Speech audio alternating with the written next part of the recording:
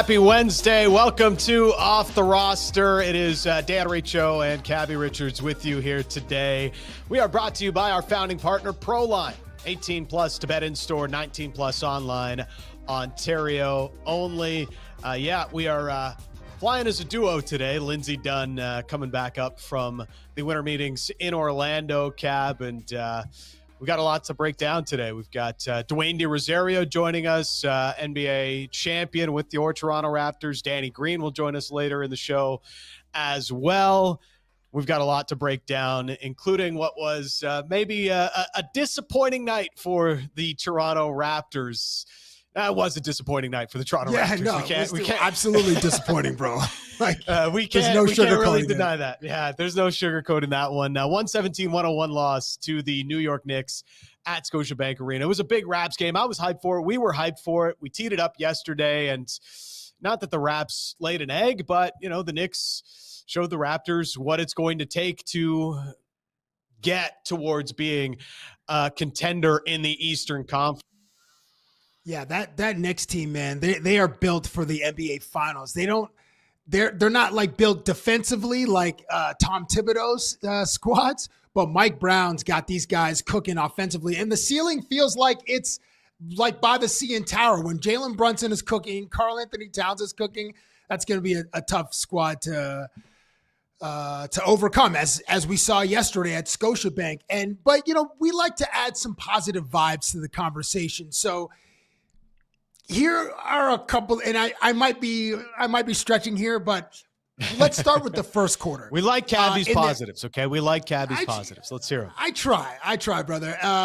In the first appearance in a knockout stage in the NBA Cup, the Raptors executed a near perfect first quarter. They shot 60% from the field, had 10 assists on 15 made field goals. They led 39-35 in the first quarter against the New York Knicks. It was like driving down the DVP at about 9 p.m., very little traffic.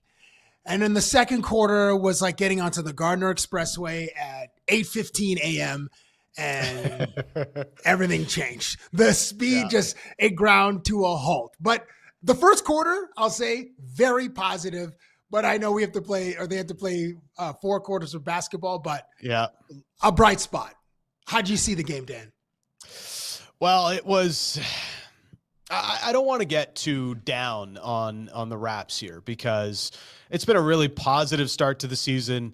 And I have to remind myself, and I think a lot of Raptors fans, we have to remind ourselves that expectations have maybe been risen by that 9-game win streak that they had recently. And maybe what we're seeing here with this, especially these last 2 losses to the Knicks and the Celtics on the weekend, that there's still a bit of a ways to go for the Raptors to get into that upper tier of the Eastern Conference. That's something we knew coming into the season, and that shouldn't have changed after they started off as well as they did. There's a lot going on with this team.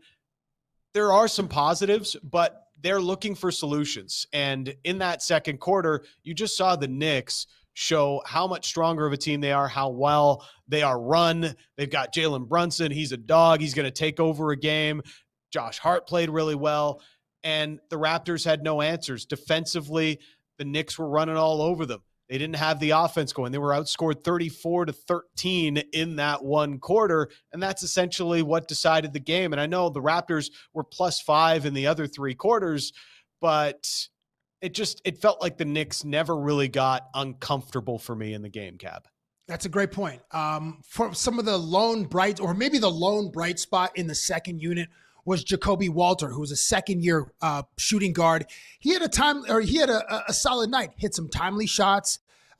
When the second unit went cold, he's proving that when his shot is on, he's a reliable weapon. He had 13 points in the game. Hit another 3 3-pointers. We saw against Brooklyn and Indiana, not playoff teams. He made 3 or more 3-point shots, but against the Lakers and the Knicks, here we are, 3 3-pointers made. Unfortunately, both of those were losses, but his play is promising. And as the lone bright spot on the second unit, I want to salute Jacoby Walter. The guy's only 21 years old and playing big minutes, and this is a great experience for the whole squad, which I'll get into a little bit later. Right now, playoff reps. Playoff-like reps. And this is a valuable experience for a Toronto Raptors team that relies heavily on young talent, namely Scotty Barnes, Jamal Shed, great night. I know that we both acknowledge that. Jacoby Walter, all three of those guys are 24 and under. So what I also like, and maybe this is an unpopular take, but Coach Darko let the whole roster play. This is the closest that this team has had to a playoff-like environment, a playoff-like game with some pressure, and he let the whole squad play. So again, gaining valuable experience is important.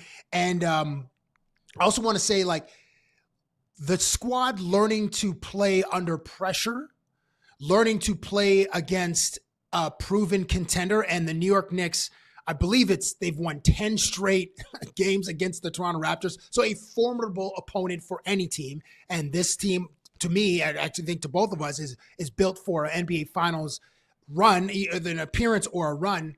So this can, in my eyes, can be seen as a positive. This is a learning experience. We didn't get the result that we wanted as Toronto Raptors fans, but the takeaway is you got some big game experience. You're playing in a mild pressure cooker environment, but this will be important and valuable down, in April and hopefully May, and we'll say April. I don't want to get ahead of myself. Let's get to April, like the second half of April and maybe May. But this is valuable. And I also got to give a quick shout out to former Toronto Raptor OG Anunoby, who is a 5-tool Swiss Army knife. This guy, he is to the New York Knicks what Scotty Barnes is to the Toronto Raptors defensively. This guy plugs every hole. He can rim protect, and he often does for when Karl Anthony Towns is playing in space, or he's being on a switch. He's up at the arc, and OG Anunoby can fill those spots. He had 2 steals, 2 blocks. I really miss him. I don't know about you, Dan, but man, this dude he's like inflappable, and he never seems like the moment is too big. He's just always poised, and they're playing with so much confidence there in New York. I miss OG. Yeah, it's hard not to miss OG, and especially the defense that he brings. But you look at the Knicks, right? You got Brunson going off for 30 plus. Hart had a big game. Karl Anthony Towns didn't even need to have a big game offensively, but we know what he can do to stretch the floor as a big man who could shoot the 3. And then you got OG. So it's just like, you got multiple stars on that team that you've got to deal with, guys that could score. And the Raptors, didn't really have the answers for that. And this is where, I think, again, yes, there are, and it's normal to have some disappointment with how this played out, and that it wasn't really all that close of a game here in the NBA Cup quarterfinal, but it is a young team. It is a team that we didn't expect to be in this spot at the start of the year, competing against the Knicks in the NBA Cup quarterfinal. So all that in mind, there are real positives here. For Jamal Shed, had a career high 18 points, 8 assists, and that's a young guy that's never played in a playoff type atmosphere. He talked about this after the game as well, in that never played in a playoff type atmosphere, and he still played pretty well. That's a positive to take from this game. And as much as, yes, they still got beat pretty good by the Knicks here, this is a learning experience for this young group, and you have to hope that we see them take these steps as the season goes on. And I don't want to get too down. I don't want to get too down on this slump. I obviously want to see the slump end, but I don't want to get too down on the slump, because the 9-game win streak, it's impossible to have a 9-game win streak and attribute it all to luck. Like, teams don't go on 9-game win streaks. Bad teams don't go on 9-game win streaks. It just doesn't happen.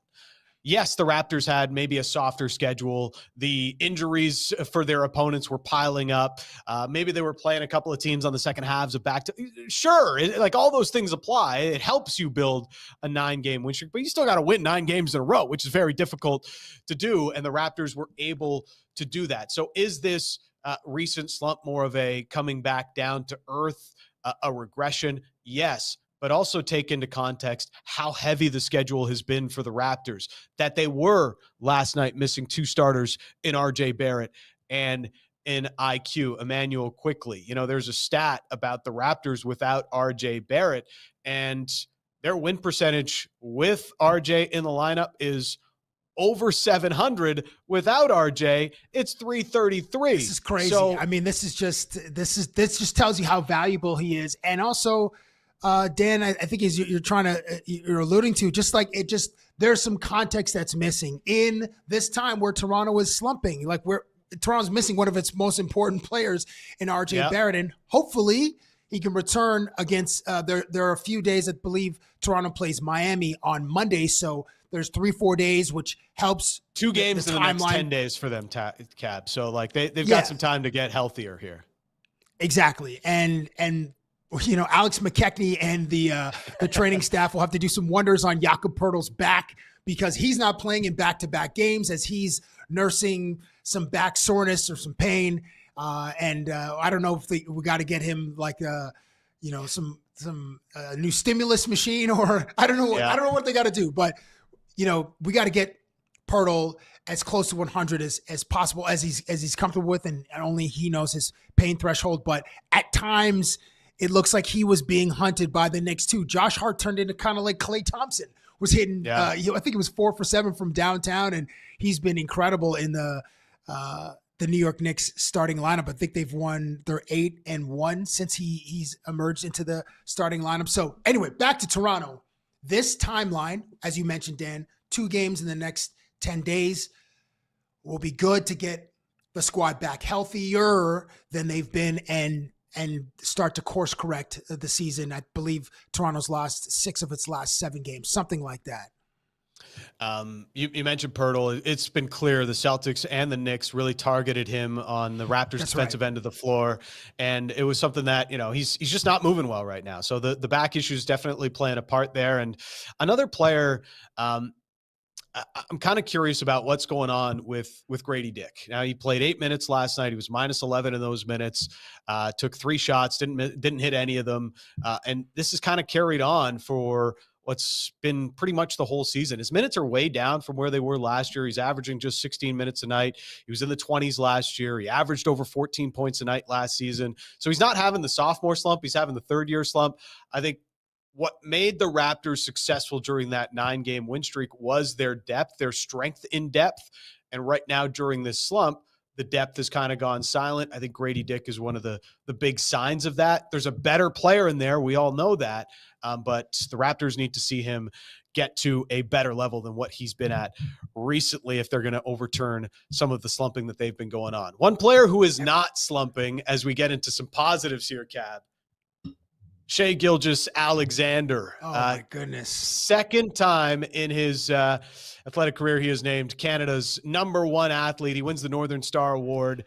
And, I mean, really, is there any – there was no debate this year. It's not one of those years where you had a healthy debate about it because, I mean, look at the numbers that we're showing there on the screen on our YouTube, which you can always find on the Nation Network YouTube channel.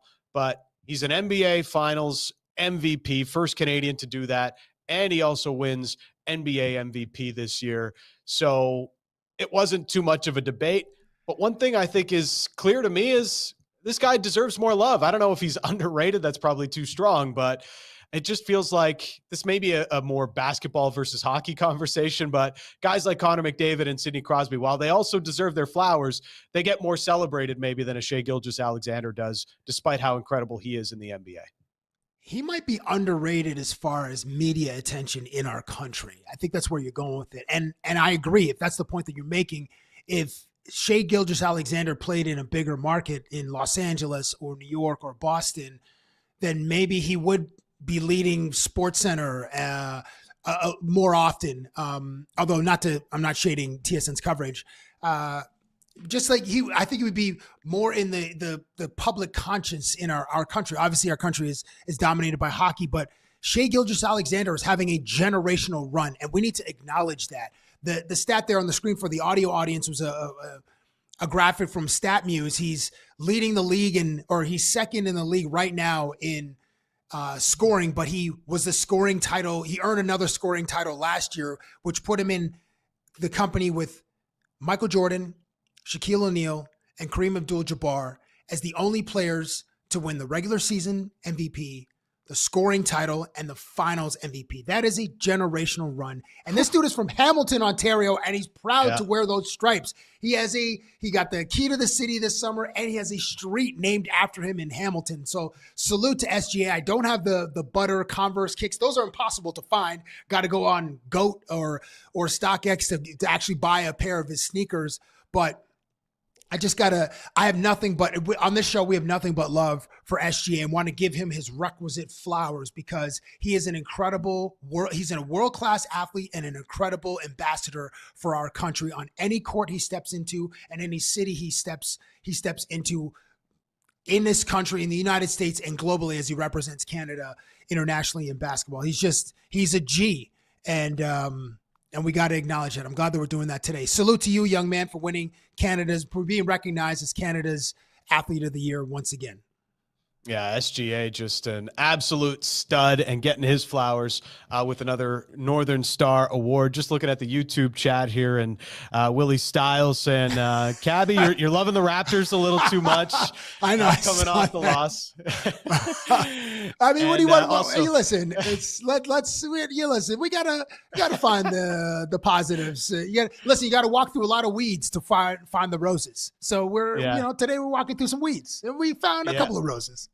There's still some work to do for the Raptors to get into that next tier. And also that RJ stat chat confirmed pretty wild on the Raptors win percentage with and without RJ Barrett. Okay, we're going to talk a little bit more Raptors later on in the show. Danny Green is going to join us, obviously champion, 3-time NBA champion, but once with the Toronto Raptors in 2019. But very happy that yesterday we got to speak with Dwayne De Rosario as he was unavailable to join us live, so we taped it after the show. Here's our chat on Off the Roster with Canadian soccer legend Dwayne De Rosario and FIFA World Cup ambassador to the host city, Toronto.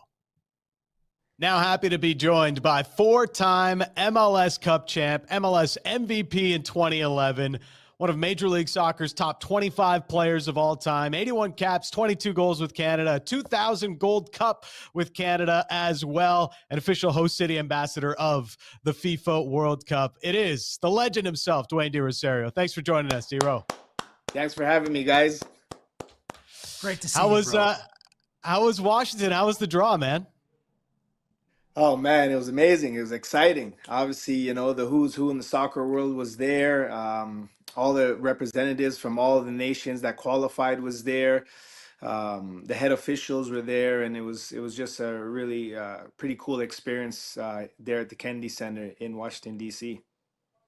You couldn't help Wayne Gretzky with some of the country names there. He was having a tough time. Oh man, poor Wayne, man. They had him last too. That guy's legs and back must have been aching him, paining him. Like by that time, he was already almost falling asleep. I mean, by the time it got to him, but he did his best, and he's some tough countries, man. If you're not geographically astute, you will definitely struggle on a lot of those names. I mean, if you don't know Curacao, it's hard to, Yeah. That was the toughest one. That was the toughest one. Just like, bro, you have a passport, right, Wayne? You've been to a few other countries outside of the United States and Canada, right?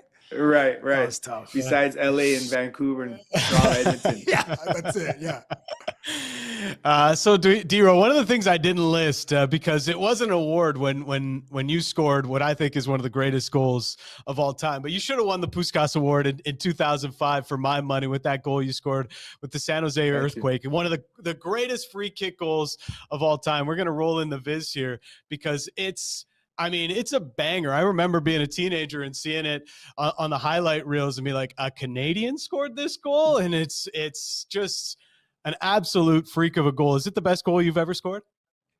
I'd definitely be up there for sure. It was, especially as against our rivalry at the time, LA, and it's always good to score a goal against your rivalry, and what a way to score a banger against your rivalry. So did your dad record this on his phone on a Nokia flip? I know that was back then, man. Back then, VHS. It looks like VHS, dude. It looks like VHS that was recorded in long play, like extended long play, the 6-hour mode. All right. I wish they had the analytics on it. We could have got a Hey, like the speedometer, the clock, or the radar gun on how hard that shot was. back then, if we had the proper commentating, the proper videography, if we had the, who knows? But Canadian, it's hard to win those awards, right? Yeah, I got to know, like, is this how Adisa became such a good goalkeeper? You were putting shots on him like that because he's playing with TFC now. That is part of the reason. That is part of the reason for sure. I was not being easy with him. I was trying my best to get him to convince him not to go in net. So he definitely took some pepper shots. I mean, with your For, accuracy and your power, oh my gosh! Like the kid is. I mean, the kid's probably more courageous than any of his peers because of who his dad is and was, and the elite level in which you played at. I mean, feel bad for him, but it probably made him better in some ways. Yeah, there's a great I don't know if it was a commercial, but when a dad was, the son goes to dad, I want to play in net, and he goes and I think it was a hockey, and he starts, you know slap shots like left, right, and center, and the kid comes and goes, dad, I want to play in net no more. So that was me. That was me.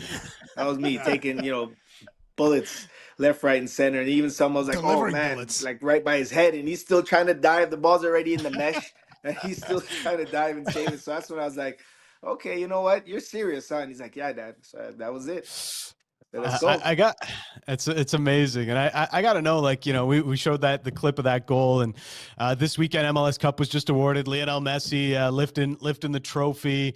You were one of the OGs in the league, bringing it along like the pre-Beckham years, right? And Mhm. what is it like for you to see it now, and how much it's grown, and how much the game has grown across Canada and North America?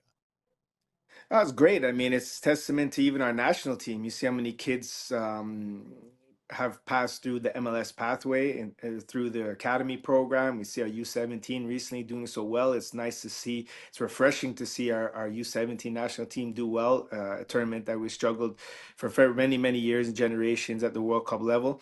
But to make it out the group, so that's all impact and that's all strength of the MLS and the growth and its development. One of my main reasons joining this league was understanding that it's no big secret when US usually gets their hands on stuff, they want to be the best. They want to develop it as best as they could, and we see that now. We see that how much the MLS is growing. We see that with, as you mentioned, Messi, a part of the MLS and arguably one of the greatest players, not even of our generation, but of ever to grace the game. So for him to consider this league and for him to bring along the likes of Suarez, Jordi Alba, Busquets, and DePaul, and all the other players that all eyes are looking at MLS. And when I'm a part of these events on behalf of FIFA as a FIFA legend, you know it's nice and refreshing to know that these players watch the game. They watch MLS. They're very in tune to what's happening in the global game, no different than we are. And we watch La Liga or Bundesliga. We are invested in these leagues. They are as well. And for them to know who I am and the goals I scored, the one that you just mentioned, that's brought up to me so many times from players that I admire and look up to. So it's just testament to how much the league's growing, and it's only going to grow more after this World Cup. Yeah, I said it the other day. It feels like the way MLS Cup played out is kind of like rocket fuel going into the World Cup, which is already going to, just grow the game Yeah, for so much sure. more. Like 1994, there's no MLS without the World Cup in 1994, and from a Canadian Correct. perspective, there's no Canadian Premier League without this upcoming World Cup either. And we also have a women's professional league across Canada. How much? Can you put into context or try to quantify what kind of impact this World Cup will have on the game here? You just mentioned it. I mean, the legacy that the '94 World Cup has created, and the players that have developed from the benefit of having the World Cup hosted in the U.S. And not only creating pathways for myself, but other Canadians and MLS coming to Canada, Toronto, Montreal, Vancouver. You mentioned the CPL, the growth of the CPL. Yeah, you mentioned, which we're all very proud of, is we're a very sports supportive city in terms of our women and our females, and having a professional women's league, not only in soccer but in basketball as well. So it's going to continuously grow, and I'm really looking forward to the legacy piece, and something that I very believe very firm in, because there's no getting around it. Football, soccer is getting expensive. I have my own academy, the DOTFC Academy, and I know that it's getting more and more affordable. Facilities are getting more and more affordable. So hopefully, with the World Cup coming here, we could bridge that gap, and make it more accessible, make it more feasible. Providing, I know the Toronto committee is looking to build mini pitches across the GTA, and my focus is providing pitches to underserved communities. I just helped build one at my old elementary school, which is an underserved community. Nice. So the That's legacy awesome, that man. it's going to create, and the impact it's going to create, is going to be astounding, and something that we've never seen in this sport, in this country. And it's about time, because I've been fighting that fight. Sometimes I feel alone. I've been taking a lot of standing up, and willing to say what's needed to be said. I remember when BMO was turf, and I was adamant, or I would leave if they didn't change it to grass. And all these things, snowball into, whether or not we're equipped, or whether or not we are able to host a World Cup. So, you know, maybe not next generation, but the generations after that, they're going to benefit tremendously. And I can only see Canada only improving, from not only a national team standpoint on the men's and female side, but also at the youth level as well. Thank you for being such a great ambassador to the game for us and the rest of the country. I'm going to follow you on that thread there, speaking about the World Cup and our national men's program. For context for the audience, some ages of our young players. Alfonso Davies is 25. Jonathan David is 26. Stefan Estacio is 29. Tejan Buchanan is 27. And Ishmael Kone is 24. What are your expectations for Canada, for this Canadian program in 2026, which is no longer the youngest country at the World Cup, has some, experience in the World Cup, entering into its prime window? High expectations. We have to have high expectations. We have to set the bar. We have to set the bar as we're going to win it. We have to start approaching it. We can't be all this nice, passive Canadian mentality. We have to go out there like we're going to win it. We have to go out there like we're the best. That's the mentality that we have to have. Because, these tournaments are very unforgiving. If you don't go out there with that mentality, right, you'll be on the outside thinking what you could have and what we should have done. But it's very imperative that we also share that narrative with our fans and our fan base. As we know, we call it a world in a city, and we're very diverse. We're very multicultural. We're very proud to express our diversity and our cultures of our parents and where we come from. But the bottom line is, we moved here to try to I think all of us, to seek a better life, to seek better opportunities, and our kids and our grandkids are playing and going to school here. So it's imperative that we support our players. It's imperative that we go out there and support the 12th man. I know there's talks about possibly Italy making it. That's still a long stretch. They still have to qualify, but if they do, I encourage all the Italians to just remember where you live, and just remember where your kids are playing, in the local clubs, in the local communities, and they need the support. It'll be devastating if we go there globally, as the world is watching, and there's more Italians than there are Canadians, or there's more Swiss than there are Canadians, or there's more Moroccans, Qatarians. I don't even know how to I think it's Qataris, I think. Qataris, Would it be yeah. Qatari? Yeah. There. So you know what? The impact that our 12th man, our support, it would be huge. But in terms of our age, we're ripe, we have experience, and finally we have players not only playing on quality sides, but they're getting quality minutes, and that's crucial towards going into the next year. What do you make of Canada's roster construction to address specific lack of depth issues and recruiting dual nationals to come play for Canada?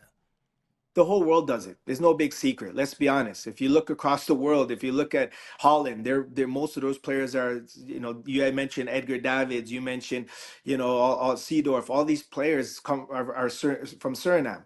You look at Curacao, they're Dutch as well. If you look across the board, all the France, how many African players play for France? Yeah. Nobody's complaining when they're holding the trophy. Right, They're Africans, right. Our own great Ben Johnson was Canadian until he got tested positive. All of a sudden, he became Jamaican real quick. You know what I mean? That's So right. we have to That's understand that the world is doing that, and what the world has contributed to make Canada what it is, Toronto what it is. Why not welcome players from other countries. No different than Canadians are looking in our generation. We're looking to see, okay, what heritage do we have? What kind of passports do we have to join various countries? Now we're seeing that narrative on the other side. Other players want to join Canada and want to know what Canadian citizenship they have. Got you. So, okay. So speaking of Canada, what should Canadian soccer fans feel optimistic about as far as advancing out of Group B in late June of 26? Well, as you mentioned, the youth, the experience, the quality we have, the direction that Jesse Marsh is leading this team. He's very engaging with the community, with the fans. He's very speaking positively about having high ambitions and setting high standards for our team. Having playing at home, like I mentioned, our 12th man. A lot of things are in our favor right now. We just got to go out there and do and handle the business. We can't not think that we're not going to make it out of the group. Like I said, we have Right. to play every game like we're the best team in this World Cup. We have to approach every game like we're going to win the cup by any means necessary. I have just a couple more for you, Dero. According to Inside FIFA.com, Switzerland is ranked 17th in the world. Sorry, 17, yeah. Dan. What is Switzerland known for as far as their style of play and or tactical identity that a casual fan like myself may not understand about how they play football? Yeah, so the Swiss are a very organized nation. They're not unknown to the world of football. They've been consistently qualifiers in the World Cup. They have a very deep squad. Their league has been very successful. A lot of Canadians have actually passed through that league. A lot of players have passed through the Swiss league and have gone on to big clubs all over the world. So the Swiss league is known as a feeder league. So very strong team, very powerful, but most importantly, very organized, very disciplined team, very dangerous at set pieces, very dangerous on the counter attack. They're a team that if you're not sharp or you lose the ball in dangerous areas, they will punish you on counter attacks and set pieces. So it's very important that we're mindful of giving up fouls in and around the 18-yard box, giving up corner kicks, because those teams are a huge threat in those areas. Excellent. So Thank you. Dero, Alfonso Davies, he's just getting back from his ACL tear. I think he appeared for Bayern today. It was at least in the lineup. And, I look back at your career. I think you had a torn ACL in 03, was it? What was it? What's Alfonso Davies experiencing right now as he tries to get back to full form, especially with the World Cup ahead? Yeah, well, it's obviously an unfortunate thing for any athlete to go through severe injury like that. I can't say you can never say it's good timing, but it is Yeah. really in the grand scheme of things, it's great timing because he's a big part of the team. He has a big window to recover. He's with Bayern, let's face it, top of the line doctors, top of the line therapists. He's getting the best treatment that you could ask for. And they're going to monitor him. They know his goal is to play in a World Cup. They want him to play in a World Cup. They want him at his best, at his highest performance levels to perform. So, we saw him getting back into training, integrating into training, but by no means are they trying to rush him to get ready. As I mentioned, he's a big part of not only Bayern, but he's a big part of our Canadian team and what he offers our team. But I would say this. We've been having a lot of great results without him, so that definitely shows their depth and quality, as Cabby you mentioned, without a player of his caliber, right? So we do have depth, we do have players that we could call upon, but let's be honest, he is a major part of our team. Yeah, and he's going to be a Absolutely. huge part come June. Dero, before we let you go, I feel like the World Cup, the world is going to come and really It's party crazy, man. I can't believe it. in Toronto here this summer. You're an ambassador of the host city. Toronto's already a melting pot of cultures, and we get the best of all worlds. And I can only imagine what it's going to be like once we have that embark on our city come the summer. What do you think it's going to be like here? Oh man, we have no idea what's coming. I'm telling you that right now. I've been to Russia, I've been to Qatar. The passion, the energy, the excitement, like for any non-football fan, they will understand, wow, I get it now. This is next level. The fans are gonna chant all day, all night, nonstop. We have some great countries coming here that have huge representation. And the streets are going to be alive. The streets are going to be electric for the duration of as long as the World Cup is here. So I encourage the fans, go out, mix and mingle, feel that passion, feel that culture, and understand why this game is called the world's game. Awesome, D-Ro, brother. Well, you're a legend, man. we Really couldn't appreciate have your a time. better ambassador for our country, man. Salute to you, D-Ro. It's great to see you. Very Thank you proud so to be much for what you Canadian, do. man. Very proud. Appreciate you Awesome, guys.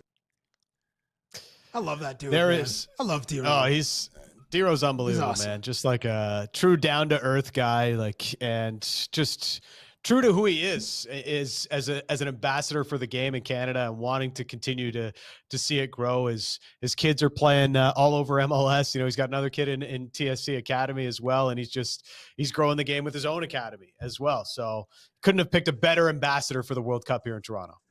100%. And I also love how passionate he is about growing the game here in Canada and how hard it's been. I mean, it's a global game, but it hasn't registered as much here, but we're seeing growth certainly in the grassroots organizations. He's got an academy, and like the women have certainly helped to grow the game in our country, because they've been competing on the world stage since like 15 or 12 in London. We won bronze, and the women have just been putting the sport on their backs and just helping to elevate it. And now the World Cup in 26, I can't wait to go to a game, and whether it's in Toronto or fly out to Vancouver to catch a few caps. It's going to be magical in our country in about 6 months. So salute to you, D-Ro, and thank you for joining us on Off the Roster once again.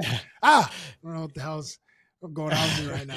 Well, it was also good to see Alphonso Davies get back and make his appearance for Bayern Munich, coming off the big knee injury. So salute to Fonzie. We need our captain to get going ahead of the World Cup, and our men can finally maybe win at least one game in this upcoming World Cup appearance. Hasn't happened in the first two, so let's hope for that. A lot going on with the Blue Jays over the last 24 hours, and the winter meetings have started to produce some actual news as well. Kyle Schwarber signing with the Phillies. Edwin Diaz goes to the Dodgers. So everybody hoping he was going to be the big add to the back end of the Blue Jays bullpen.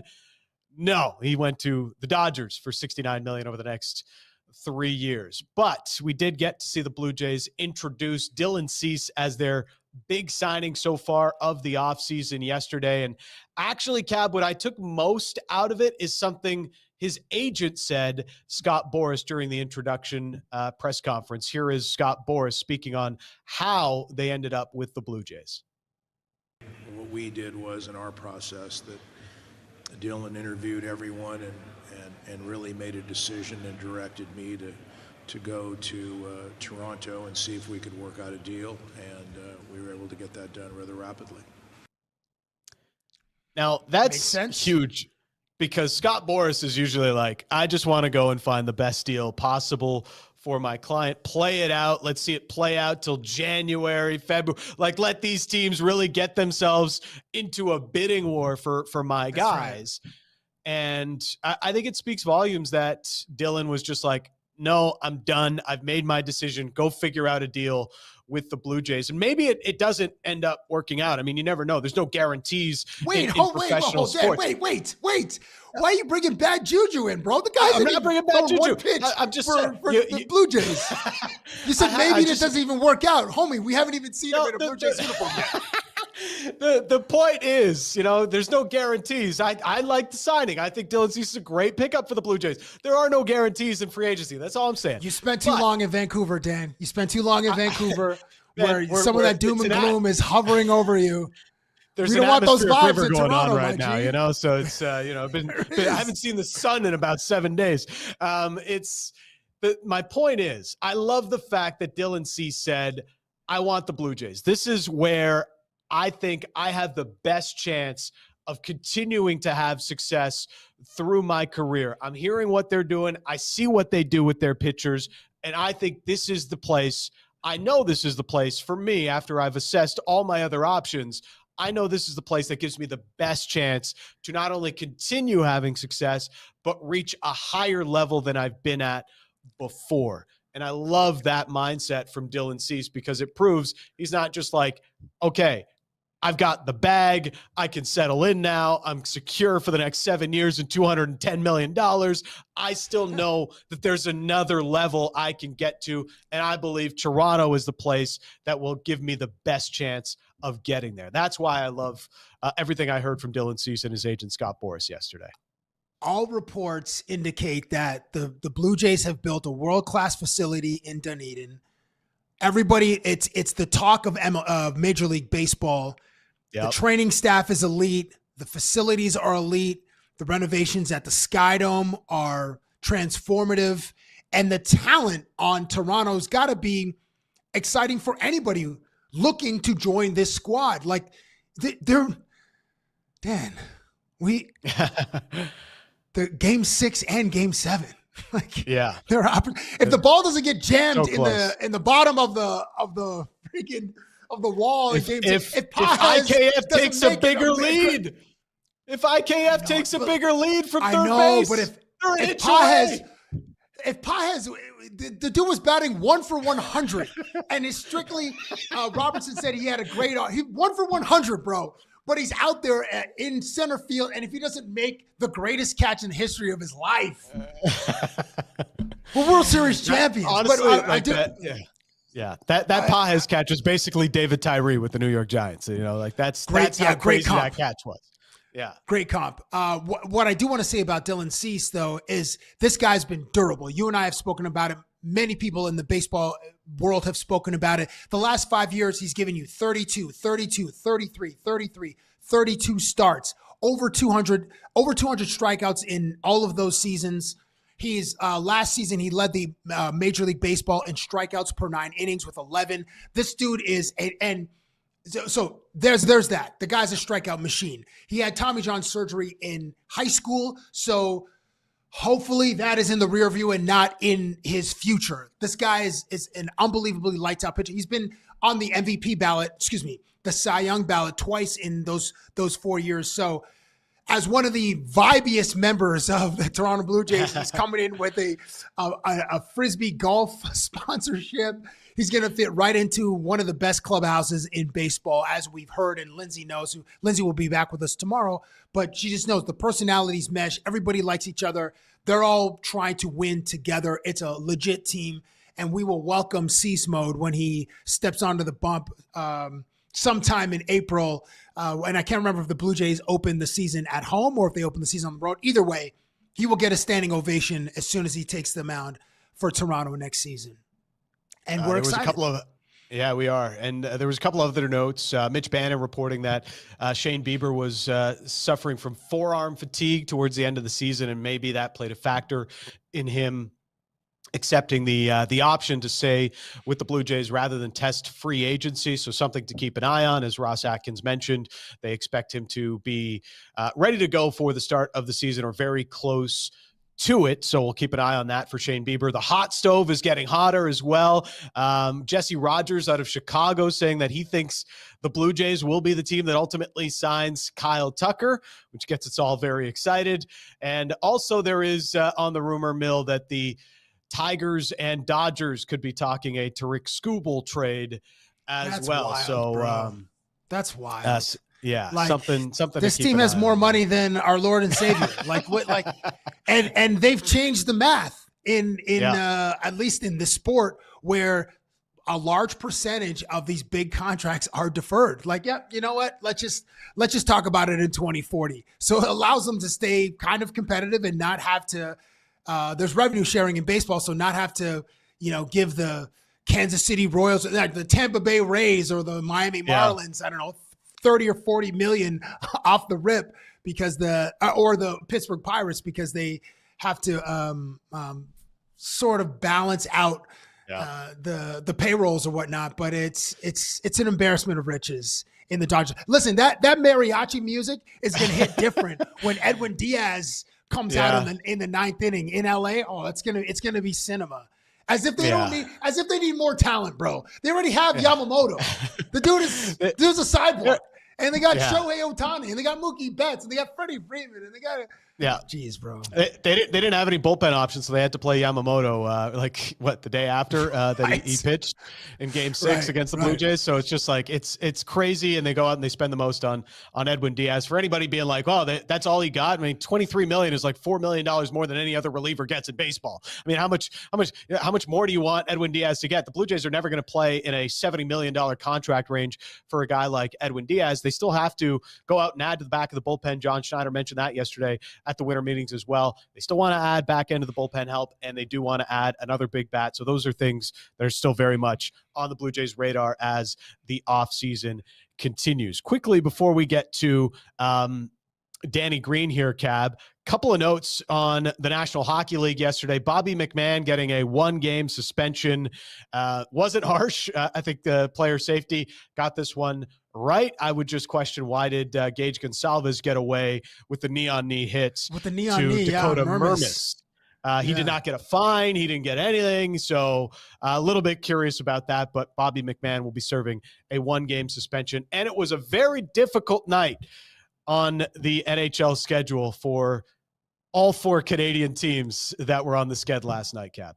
Yeah, bro, we'll just go through this quickly. I mean, the Montreal Canadiens lose 6-1 to the Tampa Bay Lightning. Tampa Bay ends a 4-game losing streak. Darren Radish scored twice in the third period.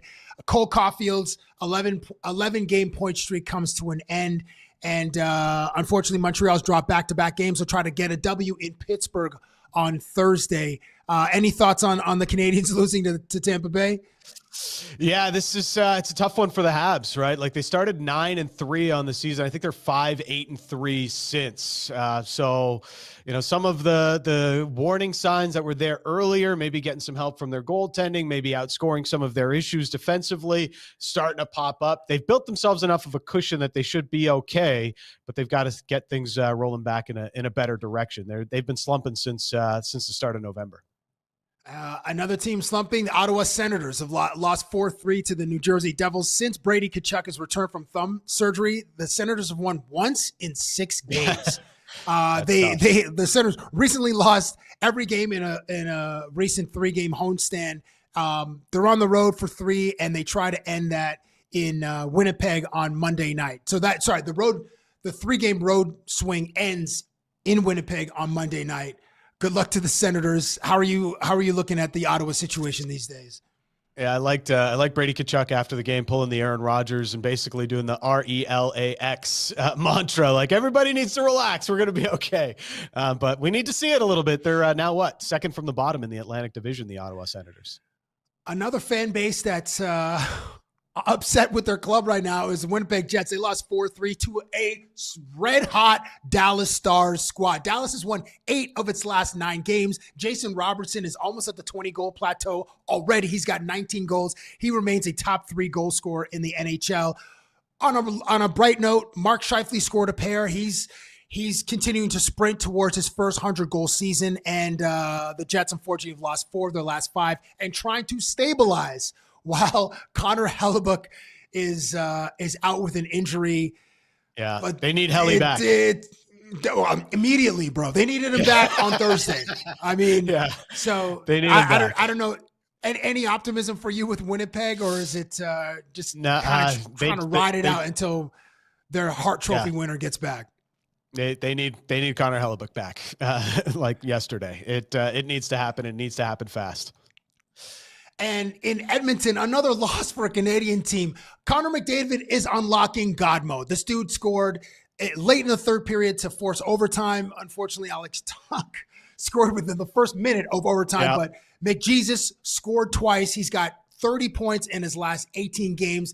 And on a positive note, the Oilers have scored 18 goals in their last 3 games since getting blanked by the Minnesota Wild 1-0. So the red lights are lighting up for that squad. McDavid really put the team on his back yesterday with the way that he played in the third period. They've still got some things to figure out. I think Stuart Skinner's found his game a little bit better, but I know Evan Bouchard gets a lot of flack, but he had that really tough moment on the Tage Thompson goal yesterday. Just too many ugly giveaways for Evan Bouchard, and for a guy that's fighting for a spot on Team Canada, you'd like to see some of those things get cleaned up. But still, he's sort of found his level as well, has Evan Bouchard lately. The Maple Leafs don't get back to action until Thursday when they welcome in hotshot youngster Macklin Celebrini and the San Jose Sharks. I think the debate rages on. I know Canada has continued to do their due diligence on how the roster is going to figure out. They had 3 days worth of meetings here at the Board of Governors, did the Team Canada brass. And the biggest question, I think, for everybody is, will Macklin Celebrini and Connor Bedard be on that roster? And we'll get an up-close look at Macklin Celebrini coming up on Thursday. We're just awaiting Danny Green here on Off the Roster, and once we get the green light that we can go to Danny Green, we'll bring him into the conversation. I got to spend go ahead, Dan.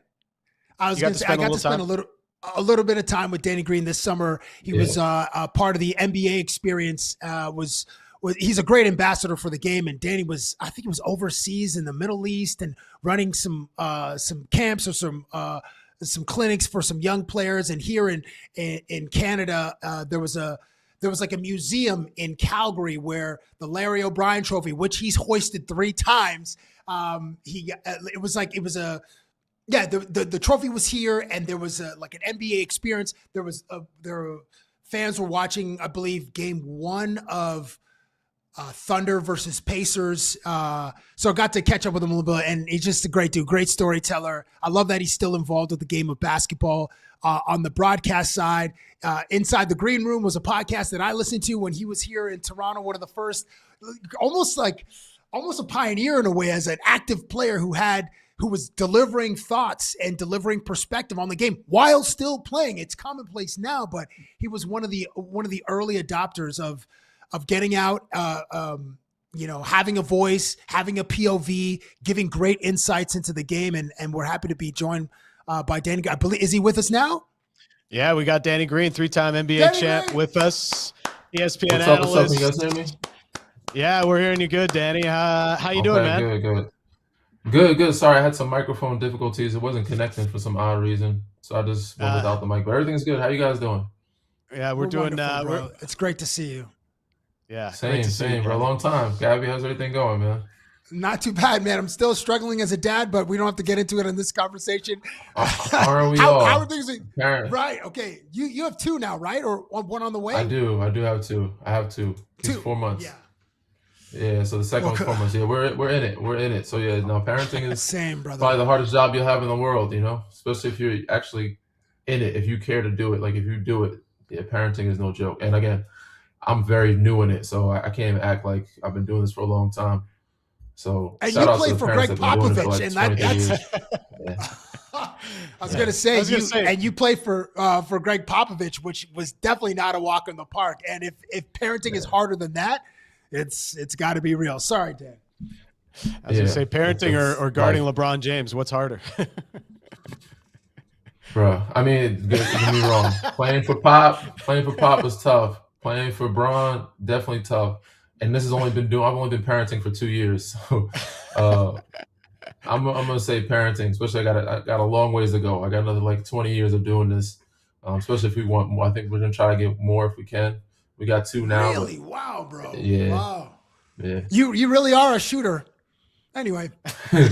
I ain't shooting that much. I'm not shooting that much. Yeah. So getting in on what's happening in the NBA, obviously the Raptors falling last night in the NBA Cup quarterfinal. It's been a really positive start to the year, though, for the Raps, and the Knicks maybe just in a different level of their contending window right now than maybe the Raptors are. How did you see that game last night? Yeah, I mean, there's many ways. It's still early in December. Toronto's been playing very well. They were number 2 in the East. They dropped a little bit. And and some could look at that game like, oh, New York is actually finally showing that they're contenders and come alive, or Toronto may not be as good, but it is just one game. We don't know how teams will kind of go from here. And to me, I have a theory about this whole cup situation. It was a Tuesday night, so a Tuesday in December is not holding as much weight. They could have had as a bad Tuesday night, you know what I'm saying? But it was a handed win from the Knicks. And to me, I mean, I like, oh, they're showing, because early on I wasn't that impressed or confident in them. But New York has shown me more lately that they can be one of the teams that come out of the East. Toronto's shown me that they have the potential and capabilities to be something. But last couple games, they've dropped a little bit. But again, it's still early. And yeah, it was a cup game. And again, my theory is the teams that usually go to the cup or win the cup kind of run out of gas. So this might be a good thing for Toronto. They get refocused. They get a couple days in between. The teams that go to Vegas and actually win the cup games, and I've seen the Lakers do it, they kind of took a dive. Milwaukee kind of the same. Even Indiana, when they went and didn't win it, but they went to the championship, and like right after it, they had a rough month or two after that. So yeah, the cup games are fun and exciting to watch, but they also build character, and they also kind of, I won't say make or break your season, but they can dictate how your season's going to go. That's an interesting theory about teams running out of gas after the NBA Cup. I guess we'll see how it plays out.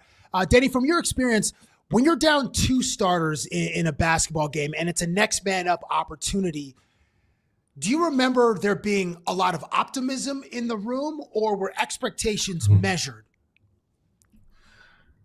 I mean, yes and no, both. Like, there's a lot of optimism, of course. Everybody gets a chance to play, and it's your chance to shine.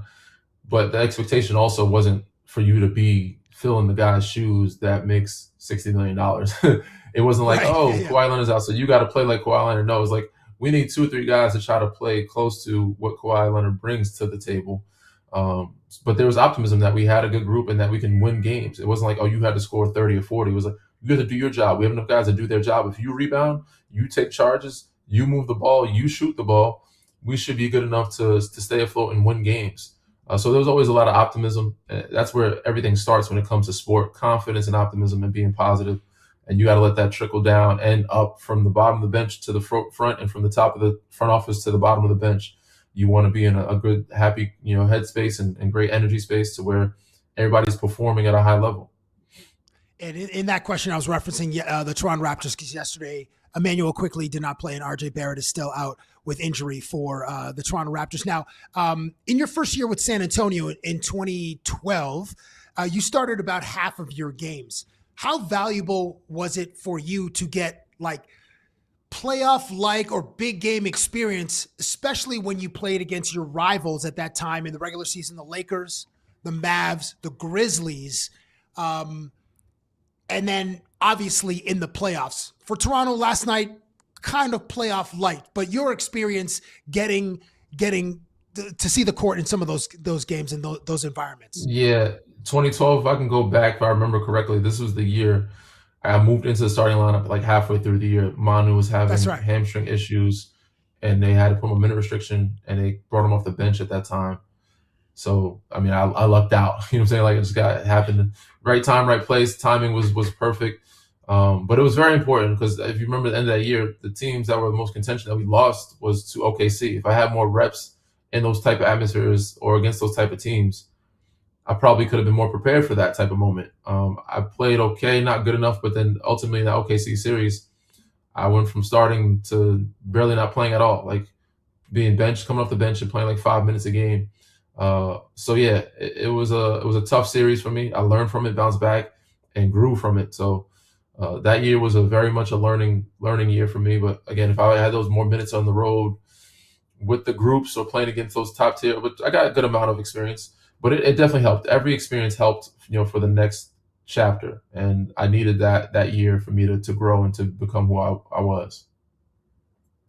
It's so important for young players to get those experiences. And I think that's kind of happening with the Raptors right now. I think through these struggles, and last night you saw it a little bit too, when the team was going through it and looking for offense, it maybe a little bit too eager to get the ball to BI and like, hey, Ingram, go and do your thing. And he was able to last night, but one guy can only do so much when you're going up against the Knicks when they're running hot as they were last night. Is that part of these learning experiences, is you got to be able to find your solutions on the court as a group when you go through. And the only way to do that is get reps in these bigger games. Absolutely. I mean, that's from the coaching staff to the players.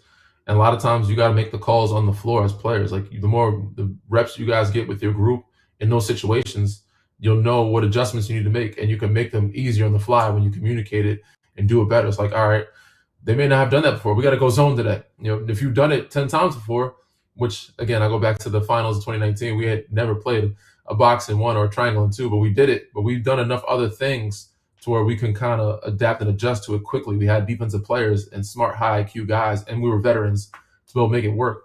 Now, if this group is able to do that during the regular season and make those adjustments on the fly or early in the season, when it comes playoff time, they know exactly what they're doing, what signals is happening, and how to adjust to those and how quickly they need to execute it. So yeah, those type of atmospheres, those type of games are huge, very important, and that's why I also love the cup game. It gives you something to play for in some similar play-in, playoff type atmosphere or situation scenarios to where you're actually playing for something and to survive an event. Denny, you were like a key connector, an important piece in the 2019 Toronto Raptors run to the championship, certainly on offense and definitely on defense. As you look at the Toronto Raptors makeup now with Scotty Barnes and Brandon Ingram, who are like trying to feel themselves out and trying to play with some cohesion, what is, I don't know, one thing you're seeing or one piece of advice you would offer to help with that cohesion, similar to how you play with Kawhi in San Antonio and then in Toronto?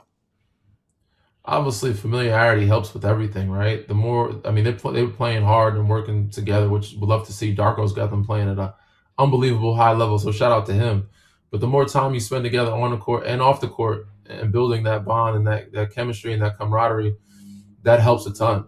So the more that you're around each other, the more it helps on the floor. And that's one thing that I learned, not only being in college, but playing with a LeBron James type of player and a Tim Duncan, like even in San Antonio Spurs, we did dinners together all the time, or we did team events together. And regardless of how different you are on the court, you'll find ways to figure it out, and make it work. So yeah, I said, for young groups, you got to, I'm gonna say treat it like college, but y'all should be hanging out all the time, like you're on a college campus. That'll help you guys, grow and get closer together. And ultimately, you just be on the same page. And if you're not on the same page, you get on the same page a lot quicker when you know each other better, just having a familiarity. That makes total sense. I'm going to switch gears to talk about a player who the Toronto Raptors fan base would embrace with their entire bosom and just nestle him into their their collarbone and in between their pecs. And I'm talking about Giannis Antetokounmpo. There's a lot of noise regarding his future, and the Shams tweeted yesterday or a few days before he got injured that his agent, believe he hasn't made the formal request to be traded, but there's noise. Mm-hmm. As someone who's a veteran, who played for many years in the NBA and played with some superstars, I guess Kawhi is maybe the closest comp. Does the noise, and specifically in San Antonio, does the noise filter into the locker room, or is it just kind of a media concept and it doesn't really get to the players? The noise gets everywhere, my man. It doesn't. Oh, it does? Okay. Certain rooms, especially with today's world and how social media happens, you cannot not see it. I know it's a double negative, but hey, it's all. I said it's all over the place. People are monitoring what he's doing. Teams are monitoring what's going on, and you see when your team's in the race or who they're pursuing, and you see that you might have the opportunity. Even said when I was playing, even before social media, you hear the rumblings. Now with social media, with X and Instagram and Threads and TikTok, you're going to hear the noise. You're going to see it. You're going to know about it. So, yeah, they all know what's going on. They know that everybody in that locker room knows there's opportunity on the table to try to get some guys or make a move. So there's some guys that are nervous that they may be traded. There's some guys excited that might be able to chance to play with them. So there's a lot of up in the air, and, there's a lot of what ifs or, unknown before deadline for a lot of guys. And they're just hoping that they're probably not the guys that get moved. So up here north of the border, Danny, we just awarded Shea Gilgeous-Alexander with the Northern Star Award as the best Canadian athlete for this year. I mean, no surprise, really. Okay. NBA Finals MVP and NBA MVP. And he's doing it again. Like the way he started this year, OKC 23-1. I mean, what are you seeing in this guy? Is he getting even better than he was a year ago? He has the old school mindset, man. Just their whole group. And it starts with him because they're following his lead. They're not satisfied, man. They're just getting greedy. They're not by any means like happy about what they've done in the past. They don't care. They want more. So for him to be that mature, that locked in, it shows. It's impressive, you know. For him to want to play every game, even though he's still they're so good, he's resting fourth quarters. Right. So yeah, he's taken on, wanting to be the face of the league of how he's operating. He's looking like, when we talk about Mike and Kobe, like those guys' mentalities, he's looking like that guy. He's so polished and mature and just like, I want to win. He's competitive.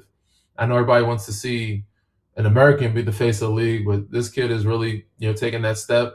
The only thing that is missing is that he's in a smaller market, which he can't help that. But, just his off the court branding, if he did more commercials or more Instagram or TikTok stuff, his brand would be unbelievable. But yeah, he's so locked in on winning. And that's most of today's culture in NBA. And I have no problems with that. He loves his family. He's locked in on winning. That people will criticize you for, why are you doing podcasts? Why are you doing TikTok? Why are you doing too much social media? You need to be focused, as if that takes so much time out of your day.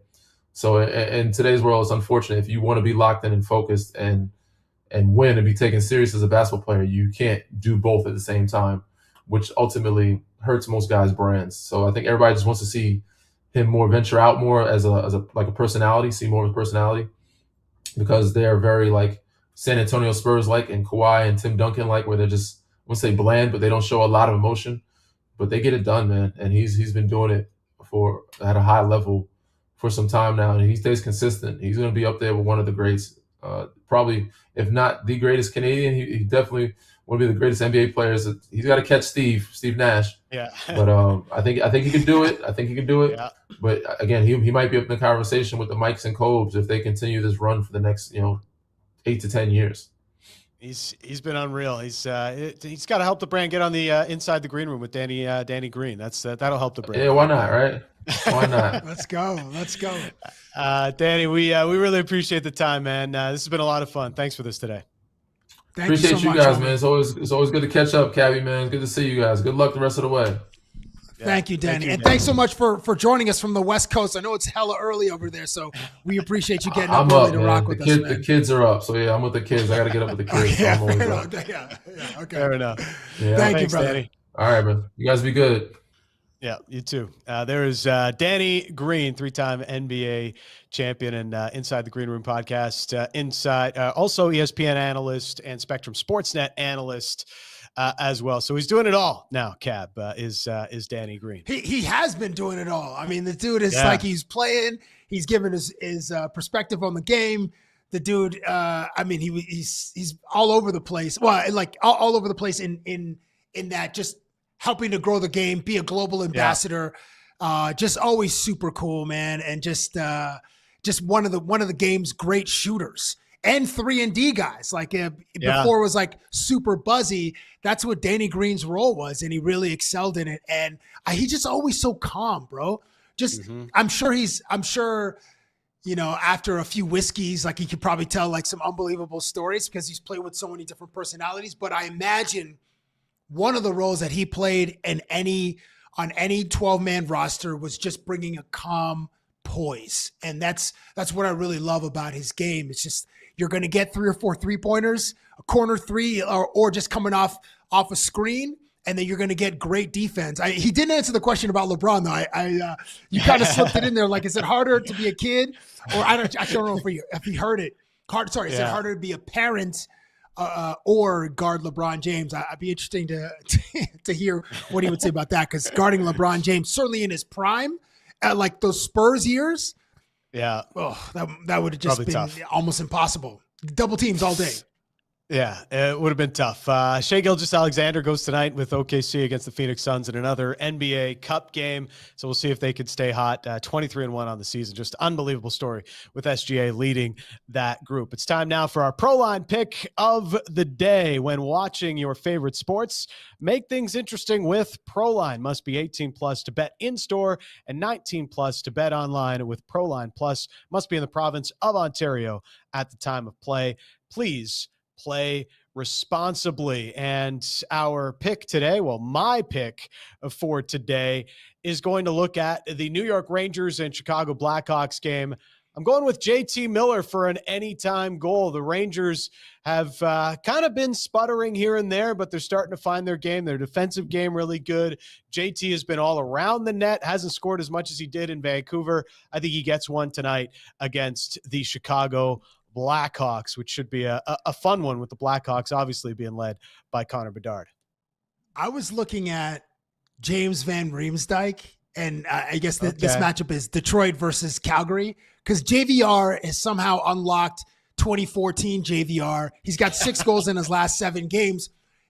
But because I spoke to Dylan Larkin yesterday, and we had a conversation that we will see later on in on Off the Roster, 4-0 win against Vancouver. He had an empty netters, playing with confidence, even though he took a puck to the face against Seattle a few games ago. This dude is locked in. Calgary is not an easy team to play against, as they've had recent success. But my pick is Dylan Brooks playing for Phoenix Suns tonight. Dylan Larkin for the Detroit Red Wings, an anytime goal tonight. I love, the Dylan Larkin play, but also with the way that JVR is playing, like the goal he scored against the Canucks the other night, like classic JVR right in front of the net. Right. Like, even though he's gotten right up there in years, man, like he is still one of the best, like hands in tight net front guys. Yeah. Is just JVR is elite in his office in and around the blue paint. That's right. Just wily vet. He's like, I don't know, 15, 16 years in. And he's playing a great role as a vet on a young team and a team that has obviously playoff aspirations. But the Yzer plan, they're looking for the Yzer plan to be executed starting this year with a playoff berth and then a playoff run. And JVR, who's got some playoff experience, Patrick Kane's won 3 cups. They got a wealth of experience there, and he's there for a reason, and that's to go play deep into April and May for that squad. So salute to JVR's recent run, and Dylan Larkin tonight for the Red Wings. We've got a lot to get to tomorrow on the show, but before we close, I saw this clip yesterday going around on the internet, Scab, and I got to say, it's like one of those nightmare things for a sports broadcaster like myself, where like, man, maybe I don't want people to see what I am like athletically all the time. And here's Mad Dog Russo. Yes, the Mad Dog Russo taking a half-court shot here, and oh my God, it's the most unathletic thing you will ever see. He should be embarrassed. Like, he's for sure embarrassed, but you're not allowed to give takes about athletes ever again. If that's how you're throwing up a half-court shot, it looked like did he almost, like, the camera pans away? Did he fall? Yeah. Did he fall on a half-court shot? He was in the process of falling. Yeah. I mean, or he turned his ankle. Something was happening there. On his show on Sirius, or whenever he's on First Take again, should give a 90-second monologue or soliloquy apologizing to and list all of the athletes that he's taken down over the years, because that performance there is embarrassing. Dude, you should not speak in front of live mics again if you're recorded throwing up a god awful display of athleticism, and you're going to criticize high performing athletes, bro. You know what? You should give some money back. You should work for free. If you're going to speak in front of hot microphones for the rest of the year, you should work for free, because that was just pitiful. Mad Dog Russo, you should be ashamed of yourself. Yeah, Mad Dog, that one, that's going to be tough to live down. It's almost like it's like terrible. 50 Cent, when he threw out the first pitch of that baseball game, I want to say it was at like Wrigley or something. Mets, it's just like, no, it was Mets. He was at Shea Mets? Stadium Yeah. or Citibank. Yeah. Mets game. And like the pitch is so bad, like you'll just never live it down. Like people, if you saw the clip, you will never ever forget in your life. To quote, you will never ever forget. It's just shades of. But here's the thing about 50, Dan, is if you criticize that dude online, that he can yes. Not activate, but he can produce a documentary about you and find like you go into the deepest recesses of your past and have that thing on Netflix in like a week. So you got to be careful messing with 50 Cent because he is a legendary internet troll. So even though his pitch was horrendous, that's the only time we're going to mention it out of fear of retribution from Curtis Jackson. No doubt. The YouTube chat is loving it. They want a new segment called Cabby Reactions. Well, maybe we'll have to continue looking at that. That one got me fired up. That one got me it did. really hot. Shout out to Dwayne De Rosario and Danny Green, our guests here today on Off the Roster. We are back tomorrow, 10 a.m. live on YouTube. And of course, if you're unable to join us live and in the chat, you can always check us out on your favorite podcatcher. Catch it later as well on the Nation Network YouTube channel on demand. Lindsay will also be back. So yes, Grandma Lindsay will be back tomorrow with us and the very best friends back together again. Until then, we'll see you tomorrow morning here on Off the Roster. Hope you enjoyed this video. If you want more Off the Roster content, make sure to like and hype this video and subscribe to the Nation Network YouTube channel.